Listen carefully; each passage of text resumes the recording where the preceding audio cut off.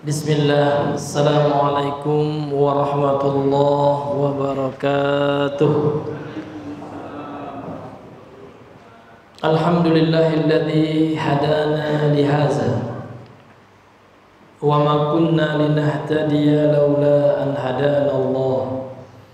Ashhadu an la ilaha illallah wahdahu la syarika lah wa ashhadu anna Muhammadan abduhu wa rasuluh.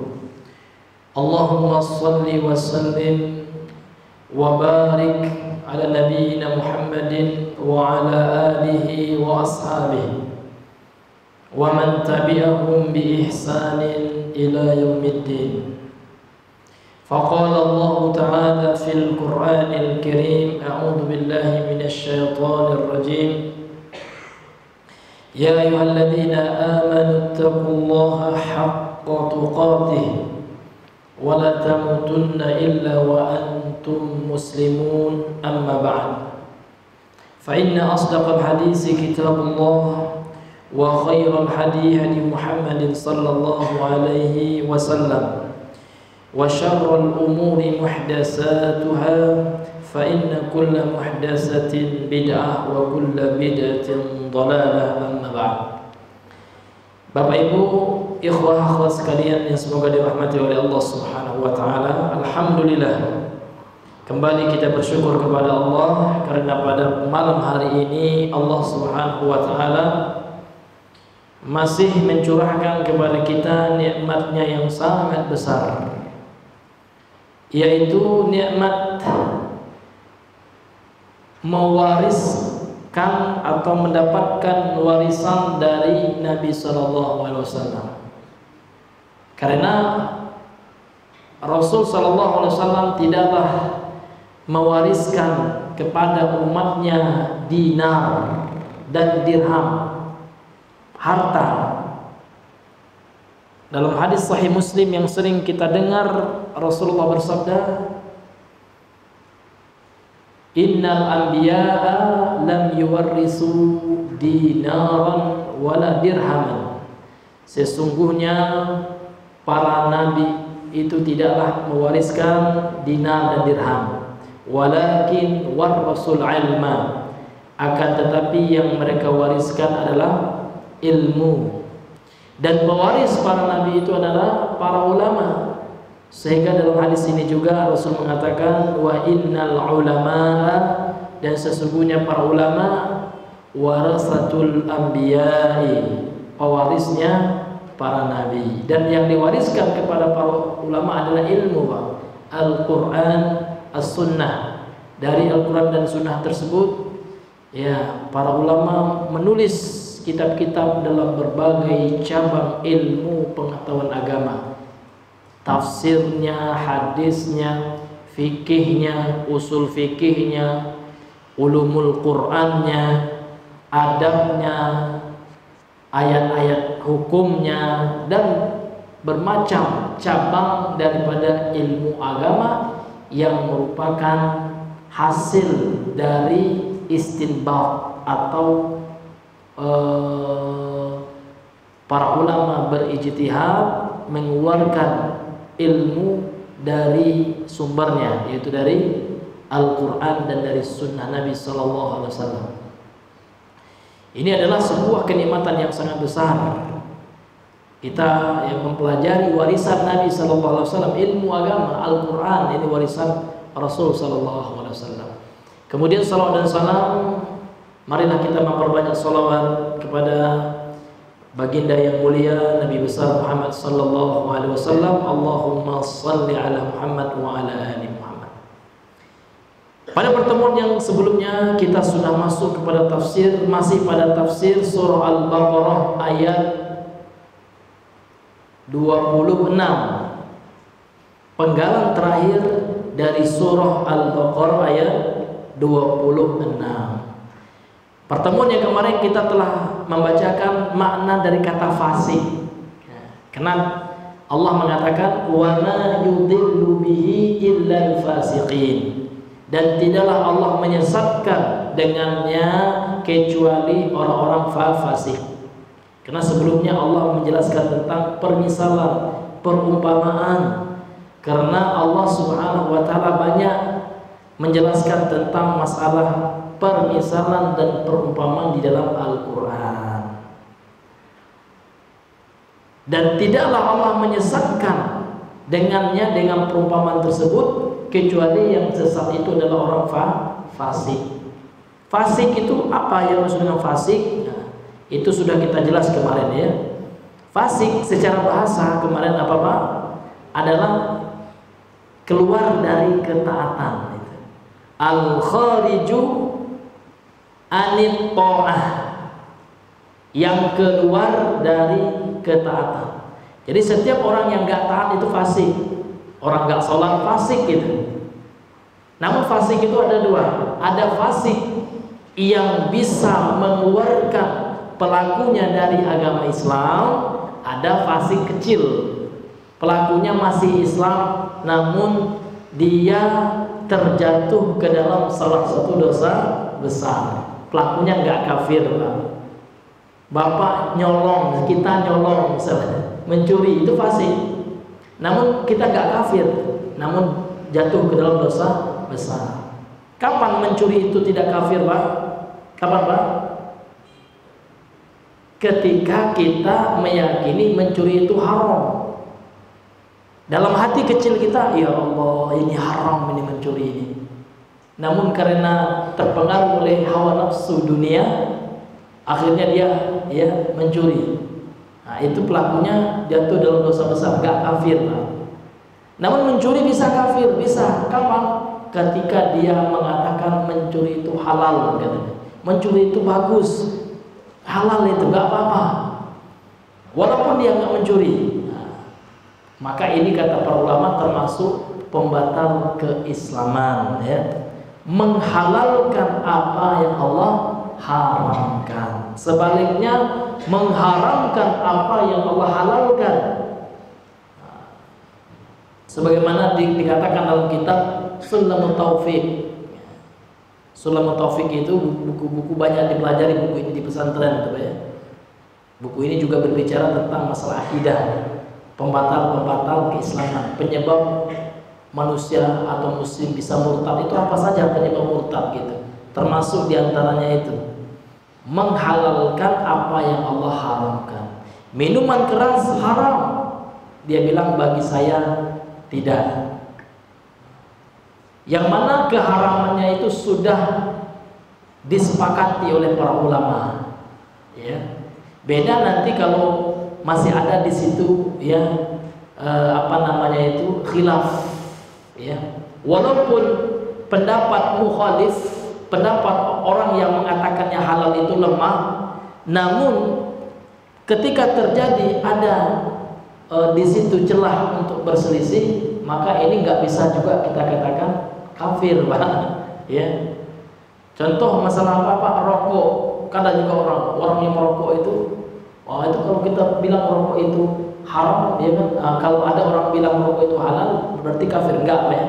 Karena memang pendapat yang rajih, pendapat yang kuat, rokok haram. Namun tidak bisa kita mengatakan orang yang mengatakan rokok halal kafir, karena ini perkara yang masih ada Pak, celahnya, karena memang tidak ada nas secara sharih dan ijma dalam masalah ini. Namun pendapat yang rajih kita katakan merokok hukumnya haram. Ya. Karena ada juga sebagian ikhwan yang bilang, bapak itu udah kafir, kenapa dia bilang rokok itu halal, katanya. Nggak bisa, Pak, ya. Nggak segampang itu gitu ya. Ya. Ya, karena memang itu bukan masalah yang sharih gitu ya. Yang masalah yang mujma' alaih, yang sepakati gitu, Pak. Karena masih ada di situ khilaf ulama, namun khilafnya memang lemah pendapatnya. Yang rajih, yang kuat haram gitu ya.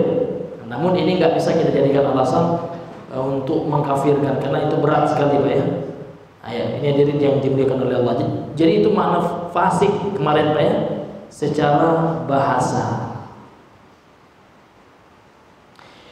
Kemudian kita lanjutkan, qala al-muallif rahimahullahu taala wa nafa'ana bihi wa bi ulumihi fid darain. Berkata penulis yang semoga dirahmati oleh Allah Subhanahu wa taala, dan mudah-mudahan kita bisa mengambil manfaat dari ilmu beliau, dan mudah-mudahan ilmu beliau ini bermanfaat bagi beliau untuk kehidupan dunia dan akhirat. Kemudian di sini beliau mengatakan masih berkenaan dengan makna fasik. Wa taqulul Arab, orang Arab berkata, fasaqatir rutbah, ya, rutab, ya, rutbatu. Rutbah ini adalah, atau rutab, ya, rutabun atau rutbatu, rutbatun itu sama maknanya, artinya kurma muda, ya. Fasaqatir rutbah, ya, iza kharajat min qashratiha. Kurma muda dikatakan dia mengelupas, ya. Fasaqat di sini artinya apa? Apabila keluar dari kulitnya, ya. Apabila keluar dari kulitnya, sehingga makna fasik itu artinya keluar secara bahasa. Karena orang Arab memakai kata fasik seperti fasiqat, katanya arutbah, yang mana fasiqat di situ artinya kharajat, artinya keluar. Ini Pak, ya. Jadi secara bahasa fasik itu artinya apa? Keluar. Ya. Seperti, ya, keluarnya kurma muda dari kulitnya, gitu, mengelupas dia. Walihaza yuqalu lil fa'rati, maka oleh sebab itu dikatakan terhadap seekor binatang yang bernama fa'roh. Fa'roh itu bahasa Arab, bahasa kitanya tikus, maus, tikus. Maka tikus itu, ya, itu dikatakan jenis binatang fuwaisiqatun, ya, fuwaisiqah. Jadi salah satu istilah dari tikus dalam istilah bahasa Arab, binatang fuwaisiqah. Kenapa dikatakan binatang fuwaisiqatun? Fuwaisiqah li khurujiha an hujriha lil fasadi, karena dia itu keluar dari lubangnya untuk melakukan kerusakan. Ada makna keluar di situ, baik. Makanya tikus itu, ya, dalam istilah fikih, ya, termasuk binatang fuwaisiqah dan dianjurkan untuk dibasmi karena dia hama. Oh, Islam itu kan apa namanya, rahmatan lil alamin. Pak Ustaz, nggak boleh bunuh tikus itu. Ada tempatnya, Pak. Karena rahmatnya Islam maka diperintahkan bunuh tikus. Karena tikus itu kalau nggak dibunuh bahaya. Banyak penyakit yang dia sebarkan, banyak kemudaratan yang terjadi. Sehingga apa hikmah dengan adanya tikus itu luar biasa. Dengan adanya tikus, manusia bisa membuat racun tikus, sehingga manusia mendapat income, mendapat pemasukan dari racun tikus itu. Kemudian manusia bisa buat perangkap tikus.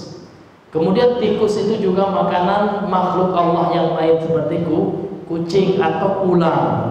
Karena memang rantai makanan ular itu adalah tikus. Itu, ya, hikmahnya kenapa ada tikus. Karena Allah menciptakan sesuatu pasti ada rahasianya, pasti ada kebaikannya. Tidak ada yang sia-sia. Nyamuk saja Allah ciptakan ada kebaikan. Sehingga ada perusahaan nyamuk, ya, ada perusahaan obat nyamuk, ya, obat atau racun, ya, kayaknya lebih cocok racun lah, Pak, ya. Karena nyamuk itu kan, ya, nggak bisa diobati dia, ya. Ya. Entah kapan sakitnya kan nggak tahu kita. Kalau menyakiti, ya, ada deh. Ya. Ini bapak-bapak yang dirahmati oleh Allah Subhanahu wa taala. Jadi kenapa tikus dikatakan fuwaisiqah? Kenapa, Pak? Karena dia keluar dari lubangnya, ya, untuk berbuat kerusakan. Karena tikus itu kan ada sarangnya biasanya di lubang-lubang. Ketika dia keluar dari lubangnya berarti dia fasik yang keluar, gitu. Karena secara bahasa fasik itu artinya al-kharij, sesuatu yang keluar dari suatu tempat atau termasuk lubang lah, gitu, Pak. Ya. Kemudian kata beliau, wasabata fis sahihaini, dan telah terdapat sebuah hadis dalam Sahihain, dua kitab sahih, yakni Sahih Bukhari dan Sahih Muslim. Jadi kalau Bapak baca fis Sahihain, itu artinya di dalam dua kitab sahih. Sama juga dengan istilah muttafaqun alaih. Muttafaqun itu artinya telah disepakati atasnya. Siapa yang menyepakatinya? Biasanya Al-Imam Bukhari dan Muslim. Wa sabata fi sahihaini an Aisyah anna Rasulullah sallallahu alaihi wasallam qala. Dan telah terdapat sebuah hadis di dalam kitab Sahihain dari sahabiah, dari Ummul Mukminin, istri Rasulullah SAW, yaitu Aisyah radhiyallahu anha, anna Rasulullah sallallahu alaihi wasallam qala, sesungguhnya Rasul sallallahu alaihi wasallam bersabda, khamsu fawasiqa, ada 5 hewan-hewan fasik, yuqtalna fil hilli wal haram, yang mana diperbolehkan membunuh 5 hewan ini dalam keadaan halal dan haram. Maksudnya dalam keadaan ihram. Ketika kita mau umroh, yang rukun umroh yang pertama miqat, kita berihram di miqat.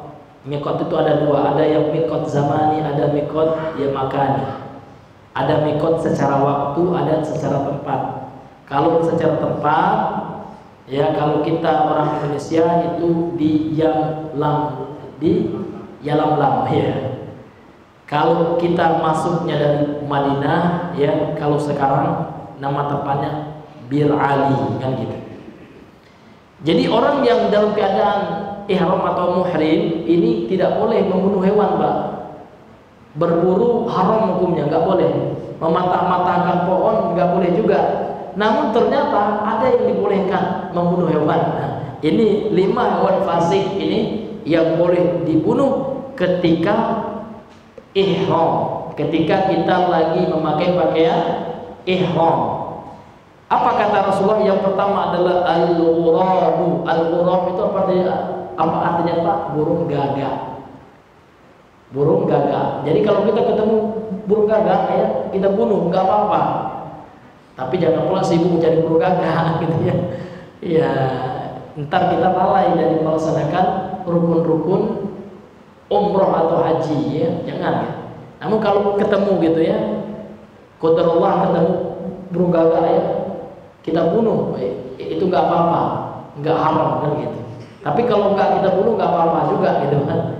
Tidak ada anjuran membunuh burung, nggak ada juga, tapi boleh gitu. Hukumnya tidak haram. Wal hada'ah, hada'atu ya, al hada'ah itu adalah raja wali, elang lah gitu Pak ya. Jadi kalau ketemu elang misalnya ya kita bunuh ya, ini tidak apa-apa, tidak haram gitu. Wal aqrabu, aqrab pakai ain Pak ya. Ini kalajengking, skorpion Pak ya.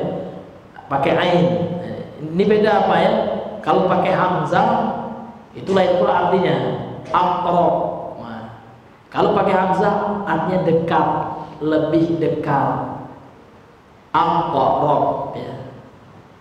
Kalau pakai ain, nah itu artinya lain pula apa ya? Kalau pakai aqrab, aqrabun artinya apa Pak? Kalajengking. Maka jangan salah kita mengucapkan ya pronunciation bahasa Arab atau makhraj sifatul huruf ya, bahasa Arab. Karena kalau salah panjang pendeknya terkadang merubah makna. Kalau salah huruf seharusnya ain dibaca nggak pakai ain, dibaca pakai hamzah.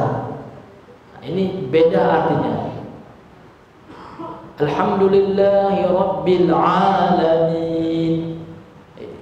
Alamin itu artinya alam semesta, segala sesuatu selain Allah itu alam. Tapi kalau kita baca alamin itu artinya orang yang sakit, orang sakit alam ya. Ya, nah ini mesti kita perhatikan. Maka untuk menjadi imam itu syaratnya bukan tua, Pak. Karena di tempat saya itu gitu masyarakatnya. Yang penting tua udah maju, Pak. Salah, Pak. Kalau berdasarkan fikih Islam, berdasarkan sunnah Rasul, yang jadi imam itu adalah yang paling mantap bacaannya, yang paling bagus makharijul hurufnya, yang paling hebat tajwidnya. Karena Rasul mengatakan, ya ummun nasa aqra'uhum bi kitabillah. Yang menjadi imam bagi manusia itu, kata Rasulullah SAW, yang paling bagus bacaannya. Kemudian baru yang paling banyak hafalannya. Kalau seandainya dalam hafalannya sama, ya, barulah yang paling berilmu tentang fikih sholat gitu, tentang sunnah sholat, tentang bagaimana sholat yang sesuai sunnah. Kemudian kalau ilmunya sama-sama fakih dia, sama-sama alim, barulah yang paling pertama masuk Islam, gitu ya, yang paling pertama hijrah kalau di masa Nabi itu ya. Kemudian baru yang terakhir, yang paling tua usianya. Jadi usia itu memang opsi yang terakhir itu, Pak ya. Ya, syarat menjadi imam opsi yang terakhir, bukan yang pertama, Pak ya, karena di kampung sebelah gitu ya.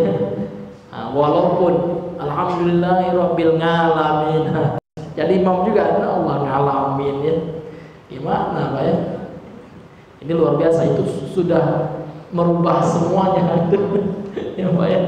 Berantakan itu, nauzubillah. Makanya saya jarang sholat saya di tempat saya tinggal ya, karena memang hancur betul banyak bacaannya. Tapi ngotot gitu, imamnya sudah tua gitu. Kita nggak enak pula, segan pula, Pak ya. Nanti kalau kita ingatkan terkadang ngambek, Pak ya, ya tersinggung gitu. Nah, ini ya hadirin yang dimuliakan oleh Allah. Jadi kata Nabi SAW, rahimallahul mar'a, ini perkataan salaf ya. Allah itu merahmati seseorang, ya'rifu qadra nafsihi, yang tahu kualitas dirinya. Memang kalau seandainya kita tahu bacaan kita itu ya ada orang yang lebih bagus, ya jangan kita Pak, jangan kita merasa rendah harga diri gitu. Nggak apa-apa, walaupun orang itu anak muda namun bacanya bagus ya, dia guru tahsin ya, dia guru tajwid, ya kita serahkan, tafadhol lagi gitu ya. Walaupun kita lebih tua usianya. Nah, itulah memuliakan ilmu itu seperti itu. Itulah sunnah Rasul SAW. Jadi memang orang yang menjadi imam itu ya adalah orang yang paling bagus bacaan Al-Qur'annya gitu, Pak. Itu yang syarat yang paling utama ya. Nah, kemudian apalagi, Pak? Binatang yang fasik itu yang boleh dibunuh ketika ihram. Wal fa'ratu, dan tikus. Nah, tikus juga termasuk. Kemudian wal kalbul aqur, dan anjing liar. Maksudnya adalah anjing gila termasuk juga, Pak ya. Jadi anjing gila itu boleh kita bunuh. Bahkan wajib terkadang kalau seandainya dia akan menggigit orang. Jadi di kampung, Pak ya, ada anjing gila kata orangnya. Nah, kalau nggak dibunuh dia akan menggigit orang dan menggigit anak kecil, kemudian orang akan terkena virus rabies yang disebarkan melalui gigitan dan liur anjing gila itu, maka wajib masyarakat untuk membunuhnya. Kan Islam kan rahmatan lil alamin, masa membunuh anjing ya? Dengan membunuh anjing tersebutlah kita mewujudkan rahmatan lil alamin. Jadi mewujudkan rahmatan lil alamin itu, Pak ya, tidak hanya kita ya membiarkan, enggak.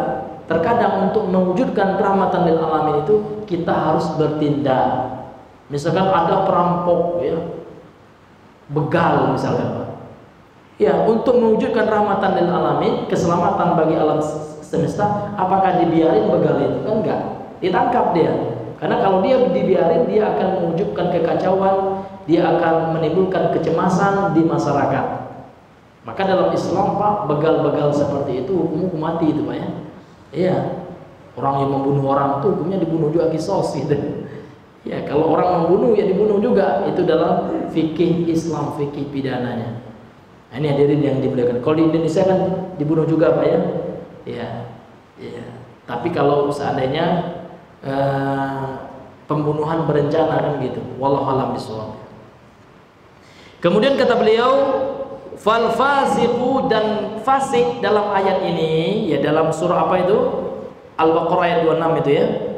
Maka fasik di sini kata beliau yashmalul kafir wal 'asi, ya, meliputi atau mencakup orang-orang kafir dan pelaku maksiat. Nah, kalau orang kafir itu fasik besar.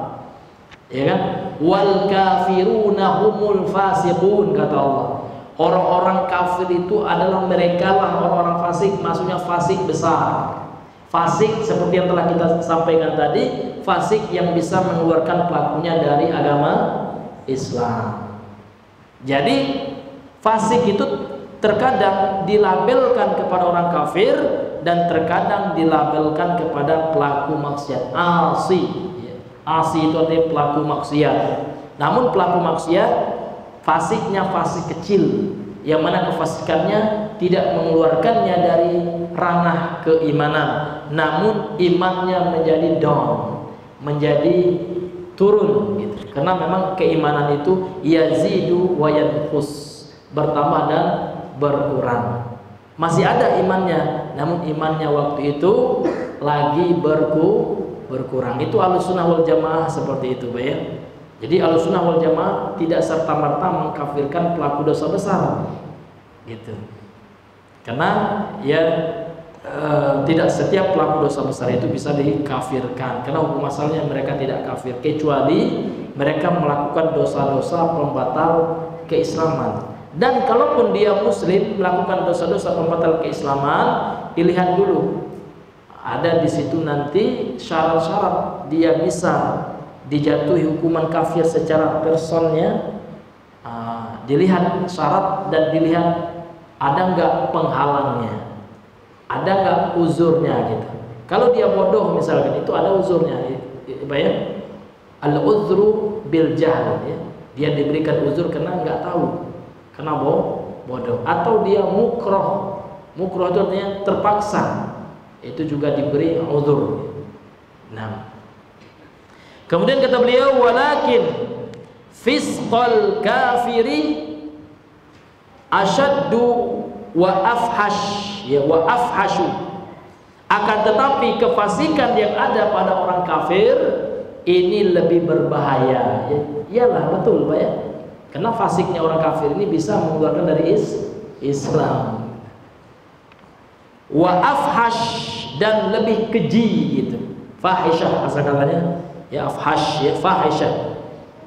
Jadi kefasikan yang ada pada orang kafir itu berbahaya dan sangat keji, ya. Dan kekafiran itu sendiri Pak, ini penyakit hati itu, ya, luar biasa. Makanya kita selalu berdoa kepada Allah, ya, supaya Allah menjauhi kita dari kekufuran. Nauzubillah, ya. Kufur itu nauzubillah, kufur besar gitu, ya.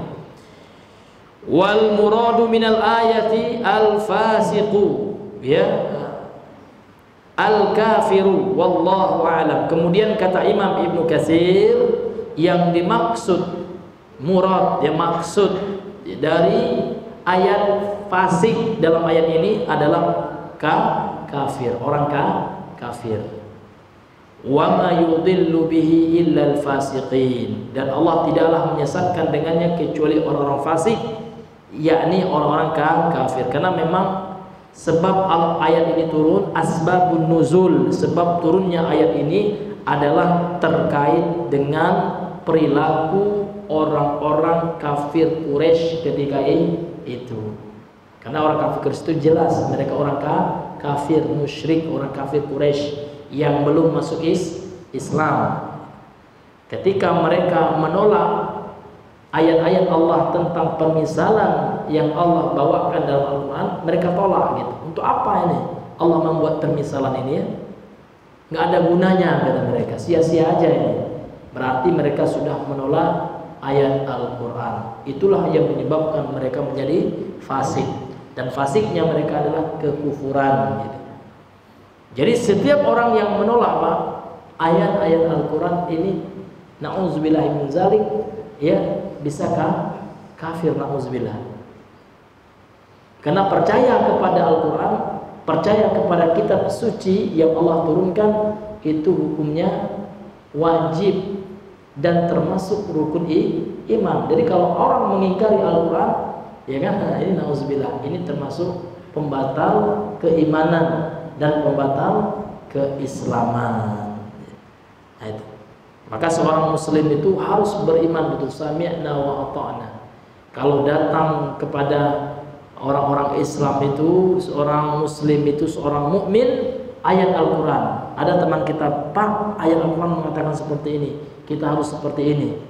Maka ketika ayat yang disampaikannya, maka sikap kita sebagai muslim tidak ada yang lain melainkan sami'na wa ata'na. Itulah bukti keimanan kita beriman akan Al-Quran. Maka kalau kita meyakini Al-Quran sebagai kitab suci kita, maka sudah menjadi kewajiban kita mempelajarinya Pak. Mempelajari Al-Quran harus kita luangkan waktu kita, harus Pak. Jangan di waktu luang. Kita sengaja meluangkan waktu. Yang pertama kita pelajari Al-Quran itu Pak, dari sisi cara membacanya, tahsinnya, tajwidnya kita pelajari. Bagaimana membaca huruf-huruf hijaiyah itu, membaca alif, ba, ta, sa, jim, ha, kha, dal, dal, zai, sin, shin, sad, dad, ta, za, ain, ghain sampai ya itu. Bagaimana cara kita melafazkannya kan gitu. Maka ada di situ tempat keluarnya huruf, makharijul huruf. Kemudian ada sifat huruf itu, ada sifatnya nanti yang rakhawah, ya, ada isti'la, ya kan, ada yang hamas, ya, itu dipelajari dalam sifat-sifat huruf. Ini wajib Pak kita mempelajarinya itu. Iya, jadi belajar itu enggak hanya kewajiban anak pesantren, kan sudah anak pesantren kan? Nah, enggak Pak, kita semua orang Islam, seorang muslim itu wajib belajar ilmu agama. Setelah itu Pak kita pelajari terjemahannya, karena kita bukan orang Arab, ya, iya, karena kita nggak paham bahasa Arab juga. Orang belajar bahasa Arab pun butuh kamus kan terjemahan itu. Ya, butuh kita harus ada di rumah kita Al-Quran terjemah sehingga paham apa yang kita baca Pak. Minimal ayat yang wajib kita baca ketika sholat. Apa itu Pak? Al-Fatihah. Tahu kita artinya? Alhamdulillahi Rabbil Alamin. Alhamdu. Apa arti alhamdu? Nah, tahu kita Pak ya? Sekarang Masya Allah luar biasa. Sekarang sudah ada memudahkan kita, membantu kita, ada Al-Quran terjemahan per kata. Beli Pak itu. Ya jangan kita hanya beli HP 5 juta sanggup gitu. Masa beli Quran terjemahan saja yang tidak lebih dari 200.000 memangnya? Nggak bisa ya. Ya HP sekarang mahal Pak ya. Paling murah 3 juta HP sekarang Pak ya. Ya mahal-mahal, masa beli Al-Quran nggak bisa kan gitu. Dibaca Pak, sudah dibeli dibaca, jangan dipajang gitu. Ini kasihan Al-Quran itu Pak, sudah menjadi ya sarang laba-laba, nggak pernah dibaca, dibiarkan berdebu di atas lemari. Padahal kita disuruh membaca Al-Quran. Bahkan ayat yang pertama itu suruh membaca Iqra bismi rabbikal ladzi khalaq, kata khalaqal insana min 'alaq iqra wa rabbukal akram alladzi 'allama bil qalam. Luar biasa. Disuruh kita baca oleh Allah. Baca Al-Quran itu. Ya. Dan membaca Al-Quran itu banyak faedahnya. Maka kita buat wirid Pak. Sebaik-baik zikir itu Rasul mengatakan Al-Quran. Boleh kita bikin wirid-wiridnya apa Pak? Ya kan, sehari itu minimal saya baca 1 juz misalnya. Oh nggak kuat Pak 1 juz, sibuk ya. Gimana mau kerja gitu? Ya udahlah, kalau nggak bisa setengah juz, nggak bisa juga minimal ya 1 ayat aja udah Pak. Ya, tapi jangan kan udah Pak, saya baca ayat Al-Fatihah aja ketika sholat, ya nggak cukup itu. Ya harus ada yang kita baca di luar sholat gitu Pak ya. Maka itulah gunanya kita beli Al-Quran. Al-Quran itu dibeli untuk dia apa Pak? Apakah sekedar untuk pajangan? Kan enggak, hiasan rumah kan enggak, ya kan? Al-Quran itu dibeli untuk dibaca. Al-Quran itu bermanfaat kalau dibaca, bukan dibuat zimat Pak ya. Iya, Al-Quran itu bukan untuk zimat Pak, untuk dibaca, bukan untuk dipajang-pajang di rumah gitu Pak ya, namun untuk dibaca. Makanya kita harus ada wirid kita Pak ya. Orang yang selalu membaca Al-Quran, baca artinya. Kalau nggak kita paham Pak, kita orang Indonesia nggak paham maknanya, wajib kita baca artinya, sehingga betul-betul Al-Quran itu merasuki kehidupan kita, masuk dia ke dalam lubuk hati kita ya. Sahabat itu menangis Pak ketika baca Al-Quran itu, nampak ayat-ayat tentang azab, mereka resapi gitu, seolah-olah azab itu menimpa mereka, sehingga hati mereka itu lembut. Jadi yang melembutkan hati itu Al-Quran ya. Al-Quran itu, karena Al-Quran itu syifa. Wa nunazzilu minal Qur'ani ma huwa syifa gitu.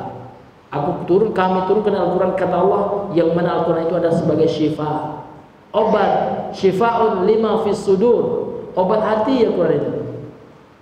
Maka untuk itu ya Pak ya, marilah kita sama-sama memperbanyak membaca Al-Quran. Ada seorang syekh mengatakan halus salaf ya, kondisi orang salaf dahulu ma'al Quran, dengan Al-Quran, kahalina ma'al hawatif, seperti keadaan kita dengan handphone kita, dengan gadget kita, dengan smartphone kita ya.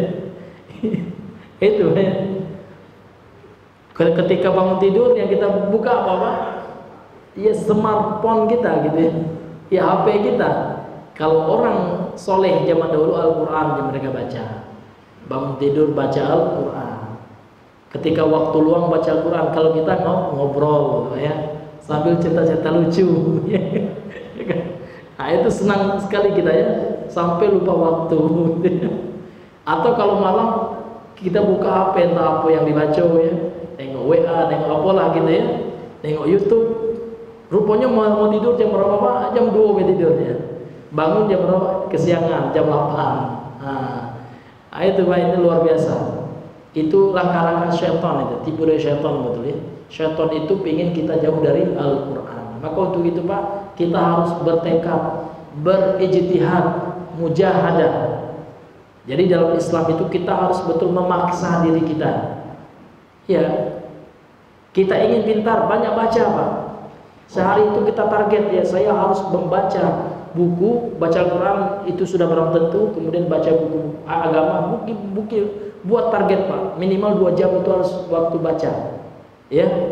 Karena kalau seandainya kita nggak disibukkan dengan kebaikan, pasti setan menyibukkan kita dengan keburukan. Pasti HP itulah ya, atau hal-hal yang tidak bermanfaat lainnya. Ya, ini hadirin yang dimuliakan oleh Allah Subhanahu wa taala. Sehingga kalau kebiasaan kita sudah dengan ketaatan, dengan ibadah, mudah-mudahan kita diwafatkan dengan kebiasaan kita tersebut. Karena para salaf mengatakan innan nasa mata ya, mata alama asya alaihi. Sesungguhnya manusia itu biasanya Allah matikan, dia meninggal ala ma'asya alaihi, berdasarkan dengan kebiasaan yang hidup dia dengannya. Makanya ada orang mati Pak, ya dalam ketika sakaratul maut dia bernyanyi ya, dia berlagu. Ternyata kebiasaannya suka nyanyi Pak, penyanyi ini rupanya. Ya pas mati itu dia lagu dangdut dia. Nauzubillah. Ada juga orang mau meninggal Pak, dia seperti orang lagi main domino ya, berjudi gitu ya. Karena memang kebiasaannya berjudi gitu. Jadi ulama mengatakan, ulama salaf ini Pak ya, bahwasanya biasanya manusia itu meninggal ya di atas kebiasaannya. Kalau biasanya dia baca Al-Quran Pak, ada, saya pernah lihat beberapa waktu yang lalu video ya, ibu-ibu lagi baca Al-Quran, meninggal dia. Ini menunjukkan apa? Mudah-mudahan itu husnul khotimah. Karena memang ibu-ibu itu rajin baca Al-Quran. Jadi orang itu meninggal sesuai dengan kebiasaannya. Kalau kita biasanya puasa misalnya, mudah-mudahan kita mati ketika sedang puasa. Ya. Tapi orang yang maksiat itu yang bahaya. Maka untuk itu selagi masih ada kesempatan kita untuk bertobat, ya, kita belum Allah matikan, masih ada ya kesempatan kita untuk hidup, mari kita gunakan untuk bertobat kepada Allah. Kita rubah lagi kebiasaan kita, Pak. Kebiasaan kita yang buruk itu mulai detik ini kita niatkan, ya Allah aku ingin berubah ya Allah. Iya. Kebiasaan yang main HP, enggak mengenal waktu ya, enggak mengenal jam, rubah lagi. Bahkan kalau kapan perlu kita buat jam segini saya gini, jam segitu saya ini kan. Kita buat jadwal kegiatan kita sehingga hidup kita betul-betul berkah, penuh dengan amal kebaikan gitu. Karena memang syaitan itu Rasul sendiri yang mengatakan inna syaitana yajri ala bani Adam majrul dam gitu. Syaitan itu yang mengalir di tubuh anak Adam itu sesuai aliran darahnya gitu. Ya. Jadi selama kita masih hidup pasti ada syaitan, Pak. Kalau bukan syaitan dari golongan jin, ya, dia syaitan dari golongan manusia. Adobe kawan ngajak kita melakukan hal yang sia-sia. Sehingga agama memerintahkan kita, Rasul menyuruh kita untuk mencari teman yang membantu agama kita. Bahkan dipermisalkan oleh Nabi, ya, orang yang berteman dengan orang baik dan dengan orang yang buruk itu bagaikan orang yang berteman dengan penjual minyak kasturi dan orang yang ahli atau tukang besi. Kalau orang berteman dengan penjual minyak kasturi, biasanya dia ya terkena wanginya, minimal dia dikasih minyak gitu ya. Ya. Tapi kalau berteman dengan orang yang penjual besi, ya kan, banyak sedikitnya dia akan terkena juga, ya, panasnya besi itu, baunya kan gitu.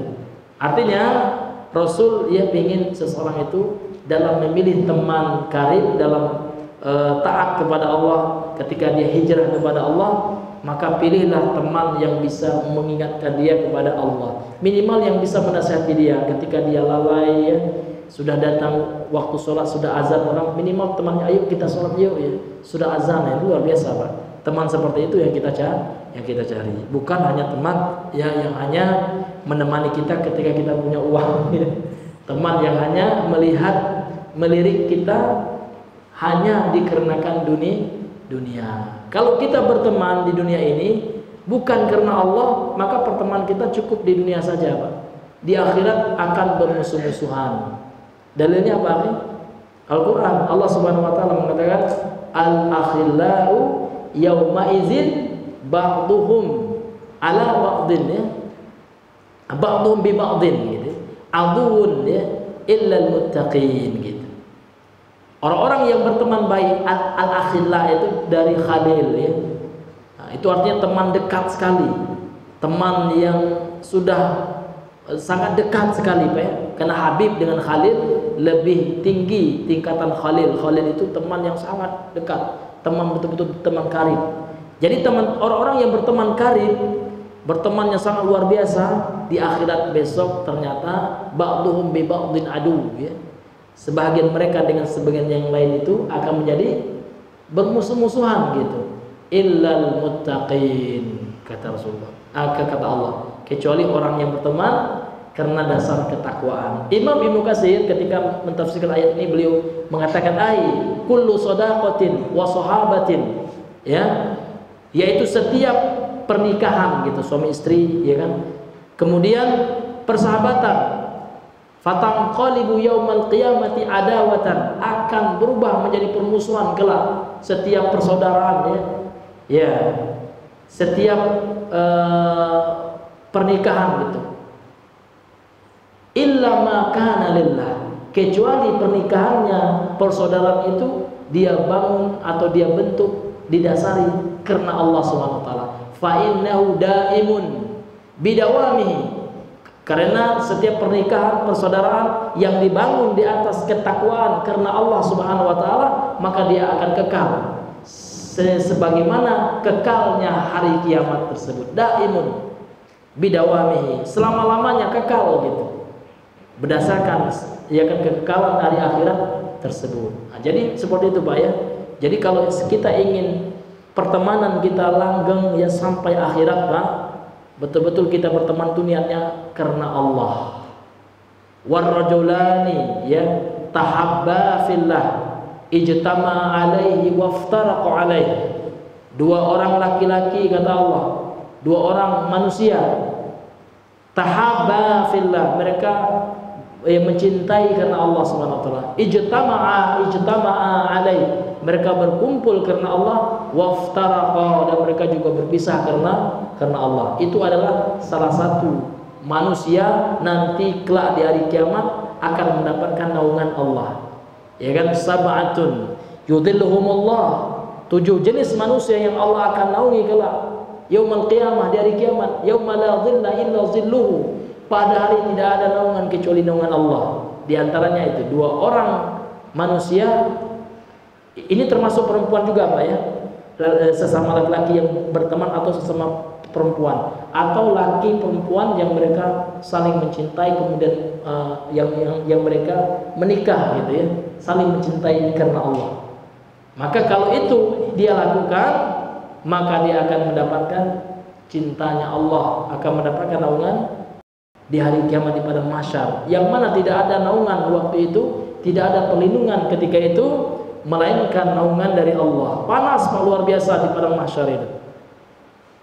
Nah ini Pak, mudah-mudahan Pak ya, kita semua yang hadir di sini, kita bersaudara, kita berteman karena Allah, kita saling mencintai karena Allah Subhanahu wa taala, sehingga cinta kita itu berpahala. Ini, dan mudah-mudahan juga ya, di antara keutamaan orang berteman karena Allah, temannya yang saleh kelak dengan izin Allah dia memiliki syafaat. Allah berikan dia syafaat gitu. Syafaat untuk bisa menolong temannya yang ternyata ya masuk neraka. Ini disebutkan dalam Sahih Muslim itu ya. Hadis sahih riwayat Imam Muslim, bahwasanya ya orang soleh yang masuk surga kelak di hari kiamat, dia akan mencari temannya. Manalah teman saya dulu yang sama-sama ngaji, ya kan, yang dulu suka ngingetin saya, yang dahulu masya Allah gitu ya. Ternyata enggak dia temui, dia sedih sekali. Dia berdoa kepada Allah, ya Allah, saya pingin teman saya dahulu di dunia yang dia sangat dekat dengan saya, yang dia berteman dengan saya karena Engkau ya Allah, tolong selamatkan dia, masukkan dia ke surga, keluarkan dia dari neraka. Ternyata dengan doa temannya tersebut yang soleh ini, di akhirat temannya yang masuk neraka itu Allah selamatkan. Sehingga ada seorang ulama yang sangat karismatik di zamannya, ulama yang disebut dengan wa'az ya, yang sangat luar biasa nasihatnya, yaitu Abul Faraj Ibnul Jauzi rahimahullah ta'ala. Beliau itu sangat luar biasa tausiahnya, mau izoh pelajaran beliau kalau seandainya lagi membahas tazkiyatun nufus itu luar biasa, jamaahnya jutaan gitu. Jadi ketika beliau membahas ya, memberikan nasihat itu betul-betul masuk ke hati gitu ya. Banyak orang yang menangis ketika mendengarkan petuah-petuah beliau. Kalau di Mesir ada juga Pak ya, sekarang kalau saya dengar ceramahnya beliau tentang tazkiyatun nufus itu luar biasa, memang masuk ke dalam hati kita. Itu Syekh Muhammad Hasan ya, hafizahullah ta'ala, itu luar biasa. Nah, jadi Imam Abul Faraj Ibnul Jauzi ini juga seperti itu. Namun yang membuat luar biasanya itu Pak, dia nggak merasa hebat, tidak merasa orang soleh Pak. Apa pernyataan beliau? Wahai jamaahku, kata beliau, kalau seandainya engkau tidak melihat aku nanti di surga, tolong engkau cari saya, doakan kepada Allah, semoga dengan doamu kelak ketika engkau menjadi penghuni surga bisa menjadi perantara aku mendapatkan syafaat di sisi Allah. Gitu Pak ulama itu. Jadi ulama itu nggak merasa soleh dia Pak, nggak merasa ahli surga dia.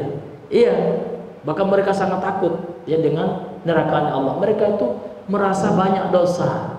Beda dengan kita, banyak kita ya, bukan apa aja gitu ya. Kita semua lah gitu ya. Kita semua sangat minim merasa takut kita kepada Allah. Makanya kita harus melatihnya Pak ya. Kita harus merasa begitu takut kepada Allah, dan jangan kita merasa penghuni surga gitu. Iya, inilah diri yang dimuliakan oleh Allah. Namun mudah-mudahan kita berharap surganya Allah Subhanahu wa ta'ala. Itu yang bisa kita harapkan. Ya, karena mengingat waktu, ya sudah masuk waktu Isya. nanti setelah Isya nanti kita lanjutkan sedikit ya pembahasan kita pada malam hari ini. Subhanakallahumma bihamdika asyhadu an la ilaha illa anta astaghfiruka wa atubu ilaik. Assalamualaikum warahmatullahi wabarakatuh.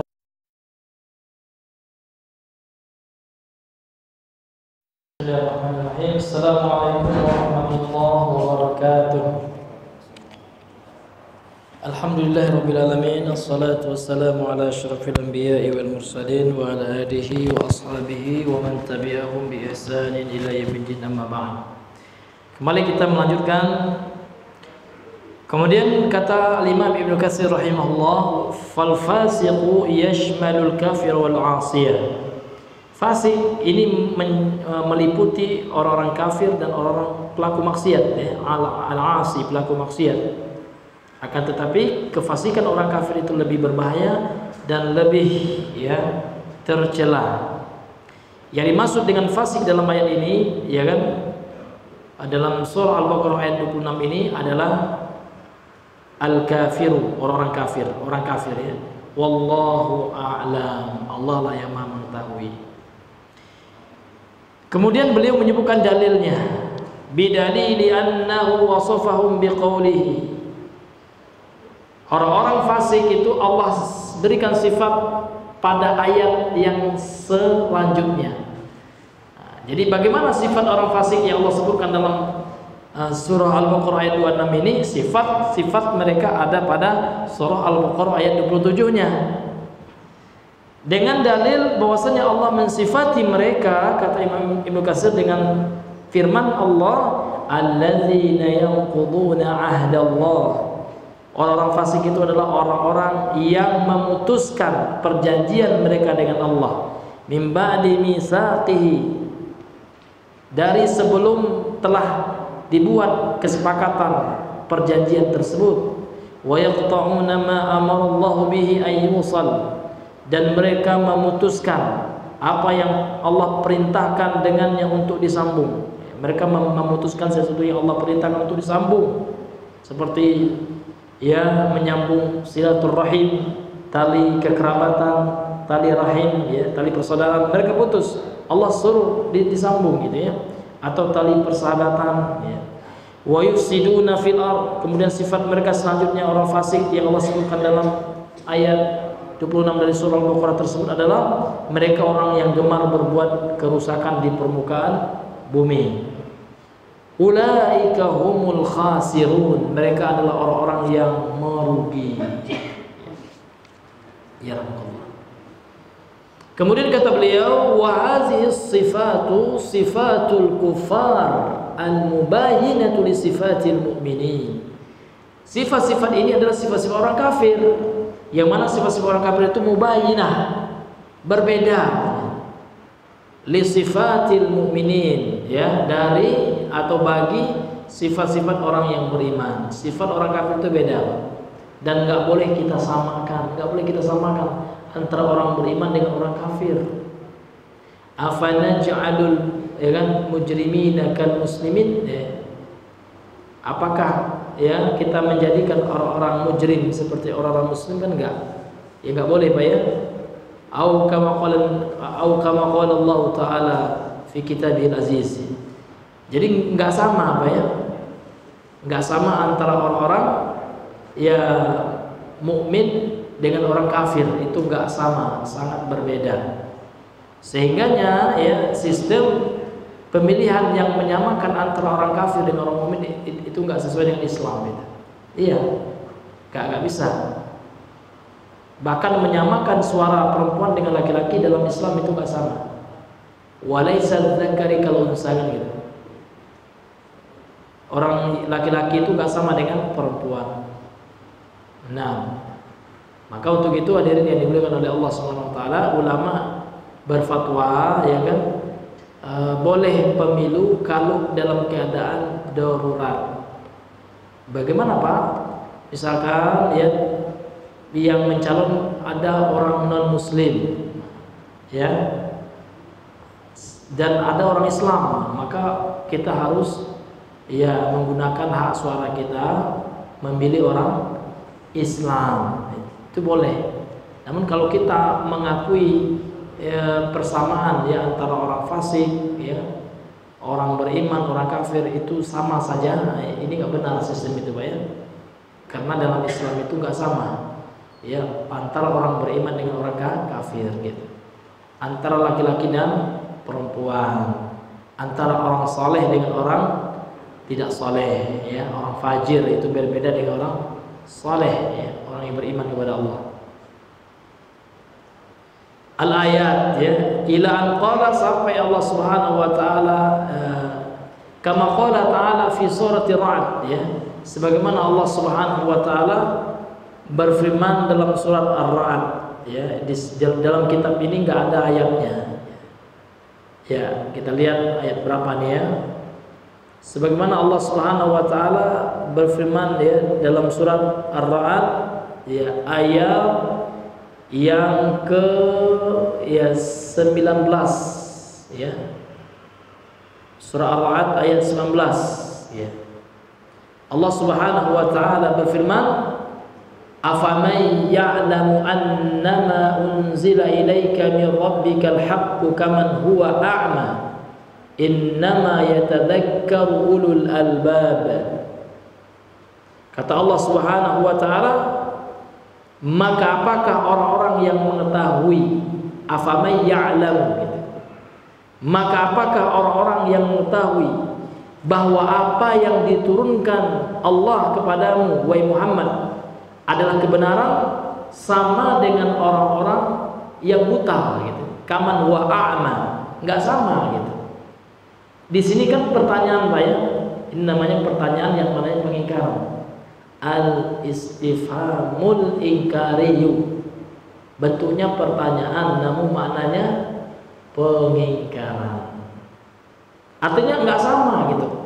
Afaman ya'lamu annama unzila ilaika min rabbika, apakah sama orang yang mengetahui apa yang diturunkan kepada engkau wahai Muhammad adalah kebenaran dengan orang yang buta yang tidak mengetahui itu adalah sebuah kebenaran? Apakah sama? Enggak sama gitu. Innama yatadhakkaru ulul albab, sesungguhnya hanya orang yang berakal sajalah yang akan yatadzakkar, ingat, yang akan mendapatkan tazkirah, peringatan dari Allah. Jadi dalam Islam itu butuh akal, namun akal yang tidak bertentangan dengan wahyu gitu. Karena akal ini nikmat akal nih Pak. Kalau kita gila nggak bisa kita memahami Al-Quran. Kalau kita bodoh ya nggak bisa kita memahami Al-Quran. Iya nggak Pak? Iya. Maka di antara nikmat Allah yang telah Allah berikan kepada manusia adalah nikmat akal. Namun cara berakal, cara berpikir itu yang dikoreksi oleh Allah Subhanahu wa taala. Iya nggak Pak? Iya. Allah Subhanahu wa taala mengkoreksi cara manusia berpikir. Dalilnya apa Pak? Dalilnya diantaranya Allah meluruskan cara berpikir orang-orang kafir Quraisy. Bagaimana cara berpikirnya Pak? Logikanya. Orang kafir Quraisy itu logikanya seperti ini. Kita itu ya harus mengikuti kebiasaan nenek moyang kita. Itu kan logikanya orang kafir Quraisy ya Pak ya? Itu cara berpikir mereka. Diluruskan oleh Al-Quran sebagaimana diantaranya surah Al-Maidah ayat 104 itu. Wa iza qila lahum ta'alu ila ma anzalallahu wa ila rasul, dan apabila dikatakan kepada mereka orang kafir Quraisy itu, marilah kalian mengimani ya, mengikuti apa yang telah Allah turunkan dan apa yang telah diturunkan kepada Rasul. Qalu, lantas mereka mengatakan, hasbuna ma wajadna alaihi abaana, cukuplah bagi kami apa yang kami dapati dari nenek moyang kami gitu. Itu kan cara berpikir orang kafir Quraisy, namun cara logikanya mereka Allah bantah. Ya. Awalau kana abauhum la ya'lamuna syai'an, kalian ingin mengikuti juga. Ya kan? Sementara nenek moyang mereka enggak tahu apapun, ya. La ya'lamuna syai'an. Syai'an itu nakirah. Ya kan? Fi siyaqin nafi yufidul umum. Enggak tahu apapun. Apakah akan diikuti juga? Sementara nenek moyangnya enggak tahu, enggak mengetahui yang kebenaran gitu. Wala yahtadun, sementara nenek moyang mereka tidak mendapatkan hidayah, tidak mendapatkan petunjuk, apakah masih mau diikuti kebudayaannya? Sementara sudah jelas-jelas apa yang dibawa oleh nenek moyang kalian itu bercanggah, bertentangan dengan Al-Quran. Ternyata cara berpikir seperti ini masih ada sampai hari ini.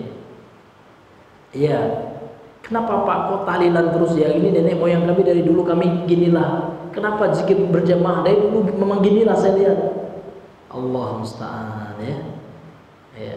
Allah bantah cara berpikir seperti itu. Enggak seperti itu. Kita beribadah harus berdasarkan ilmu.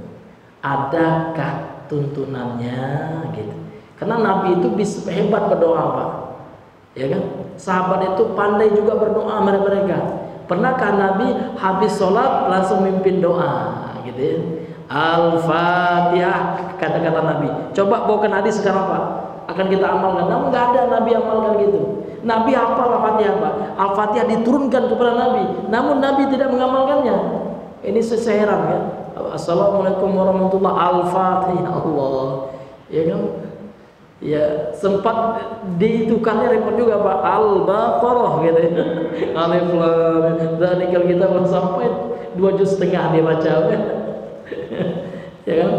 Atau yang pendek Al-Ikhlas gitu ya. Kan nggak ada contohnya tuh, nggak ada Pak. Ajaran seperti itu nggak ada. Kan bagus Pak Ustaz. Kan yang dibaca Al-Quran, tapi tempatnya salah Pak. Karena ketika itu enggak itu yang disuruh Nabi. Ya memang bagus, namun penempatannya yang salah. Itu bid'ah juga. Bid'ah ya dari segi tata cara. Iya. Kalau seandainya tempat itu bebas, ya bacaan itu bebas, ya kan? Boleh juga pas ruku kita baca Al-Fatihah. Kan bagus Al-Fatihah Pak. Tapi tempatnya salah Pak. Pas ruku nggak boleh baca ayat Quran. Pas ruku nggak boleh baca Al-Fatihah. Gitu kan?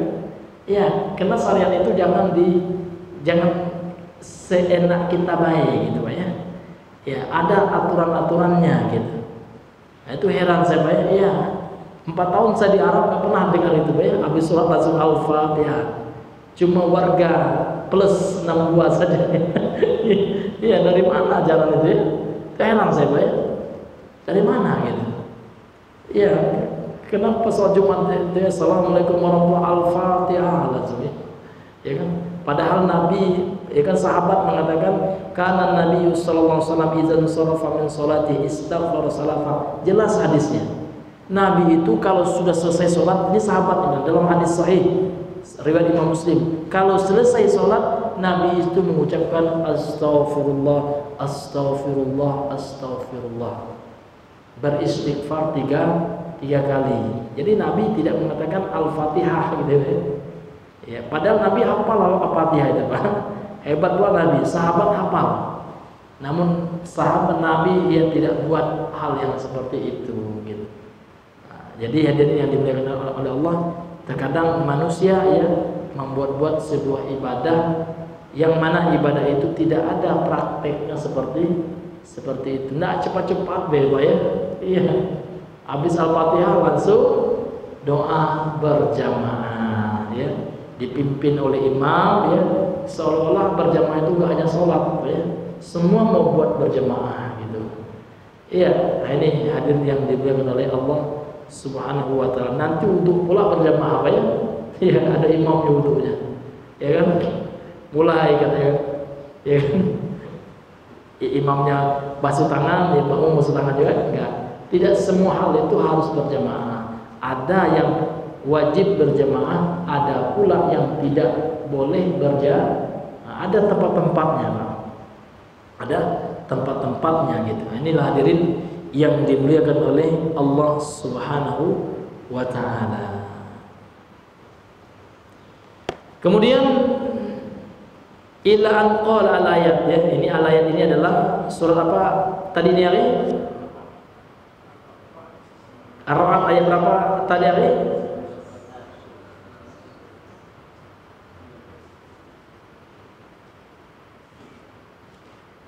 Iya, ini tadi surat. Ini di kitabnya al-ayat saja ya. Tidak disebutkan suratnya. Kita lihat di sini adalah Ar-Ra'd ya, Ar-Ra'd 6 ayat 19. Ila an qala, sampai dengan firman Allah, walladzina yanquduna ahdallahi min ba'di mitsaqihi wa yaqta'una ma amara Allah bihi an yusala wa yufsiduna fil ardh ulaika lahumul la'natu wa lahum su'ud dar. Ini ayat ke-25-nya ya. Langsung saja ke situ gitu, karena beliau ingin meringkas saja gitu ya. Sampai firman Allah yang mana Allah Subhanahu wa taala berfirman, walladzina yanquduna ahdallah. Ini ayat ini serupa apa ya? Mirip dengan ayat ke-27 dari surah Al-Baqarah, sifat tentang orang fasik yang disebutkan tadi pada ayat ke-26-nya. Jadi Allah mengatakan walladzina yanquduna ahdallah, orang-orang yang memutuskan perjanjiannya dengan Allah, artinya dia tidak menjalankan sesuatu yang telah dia buat perjanjian dengan Allah. Min ba'di mitsaqihi, setelah dibuat kesepakatan, wa yaqta'una ma amarallahu bihi, kemudian dia memutuskan sesuatu yang Allah perintahkan ayu salat untuk disambung, wa yufsiduna fil ard, dan mereka berbuat kerusakan di tengah-tengah manusia di permukaan bumi gitu ya. Ulaika ani, dalam ayat ini Allah sebutkan balasan yang lainnya. Kalau dalam surah Al-Baqarah ayat 27, ulaika humul khasirun, mereka merugi. Namun dalam surah Ar-Ra'd ayat 25 ini lebih bahaya lagi ancaman dari Allah. Ulaika lahumul la'natu, bagi mereka itu adalah al-la'nah. Laknat itu Pak, makna laknat itu adalah al-mu'adu ya anir rahmah. Laknat itu artinya adalah jauh dari rahmat Allah. Nauzubillah. Ya, padahal kita butuh rahmat Allah. Makanya kalau melaknat itu nggak boleh kita apa namanya itu Pak, bermudah-mudahan melaknat orang Islam, itu nggak boleh. Yang boleh itu kalau ada orang yang melakukan kezoliman yang sangat luar biasa, yang sudah diingatkan dia nggak mau ya, artinya dibina sudah tidak bisa dia, itu dibinasakan lagi gitu ya. Iya, seperti orang-orang kafir harbi, orang kafir yang memusuhi Islam, ada doa laknat bagi mereka. Ya, dalam doa kunut nazilah yang dilakukan oleh Nabi itu kan doa laknat ya, bagi orang-orang yang betul-betul dia jahat kepada kaum muslimin, betul-betul membuat kerusakan kepada kaum muslimin gitu. Jadi orang-orang yang melakukan seperti ini, orang-orang yang tidak menunaikan janjinya dengan Allah dan memutuskan apa yang Allah suruh untuk disambung, berbuat kerusakan di dunia, di permukaan bumi, maka bagi mereka kata Allah, ulaika lahumul la'nah, bagi mereka laknat Allah ya, walahum su'ud dar, dan bagi mereka tempat kembali yang buruk, yakni neraka. Na'udzubillahi min zalik. Baiklah Bapak Ibu yang dirahmati oleh Allah, mengingat waktu juga sudah jam 8 lewat ya. Nah, sebelum kita tutup, mungkin ada di antara para ikhwah sekalian yang ingin bertanya seputar materi yang telah kita bahas, yang kalau kami ada ilmunya, insya Allah kita berbagi di pertemuan kita di malam hari ini. Untuk itu kami persilakan.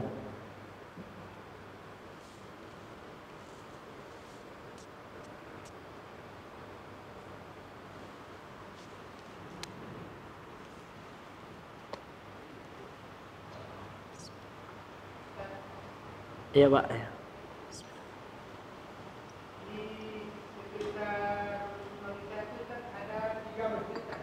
Iya Pak ya. Iya. Iya ya.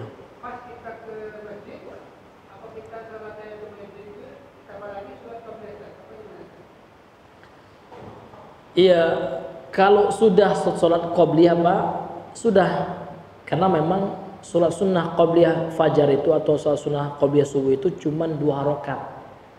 Jadi kalau ke masjid jangan niatkan lagi sholat sunnah qobliyah Pak.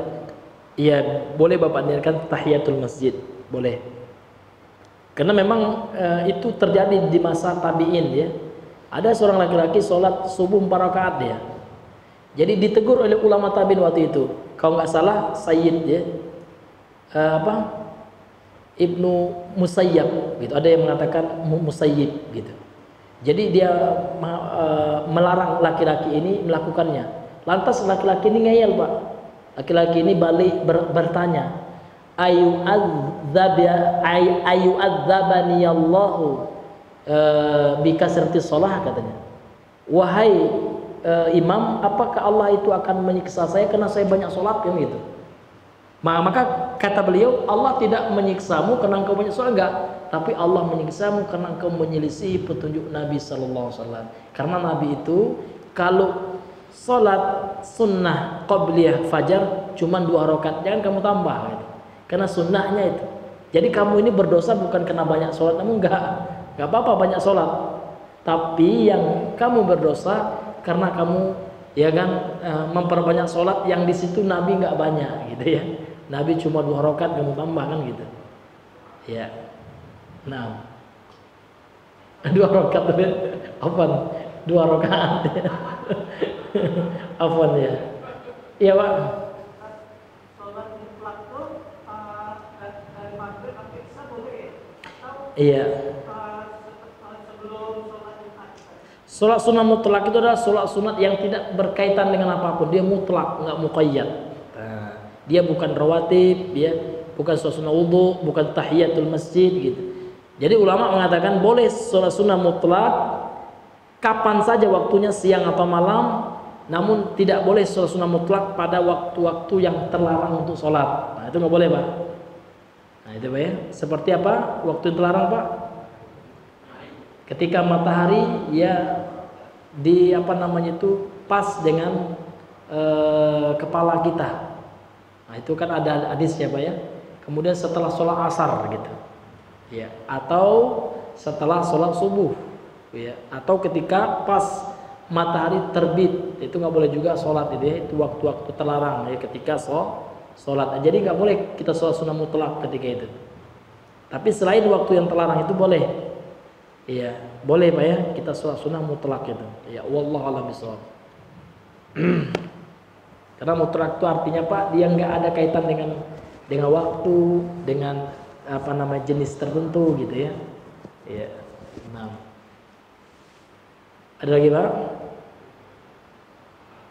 Ya, kalau nggak ada ya kita cukupkan dengan membaca doa kafaratul majlis. Subhanakallahumma bihamdika asyhadu an la ilaha illa anta astaghfiruka wa atubu ilaik. Assalamualaikum warahmatullahi wabarakatuh.